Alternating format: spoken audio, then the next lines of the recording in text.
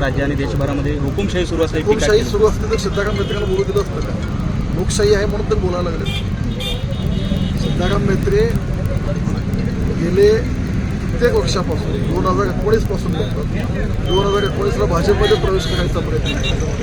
त्याच्यानंतर दोन्ही निवडणुका मोठ्या फरकाने 40-50 लाखने हरली. त्याच्यानंतर राष्ट्रवादीत जायचा प्रयत्न केला, अजितदादाने नाही केला.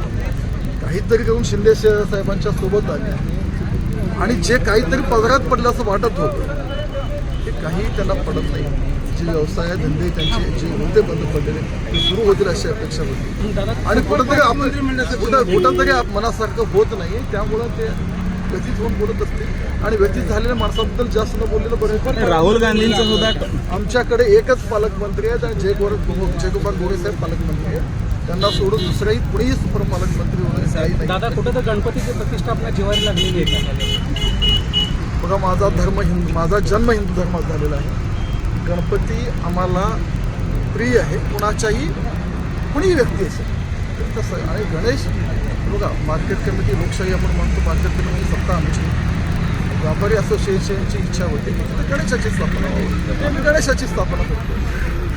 आणि आता राहिला तो पोलीस प्रोटेक्शन घेऊन आले वगैरे त्यांना एकतरी मला त्याच्यावर बोलायची इच्छा नाही.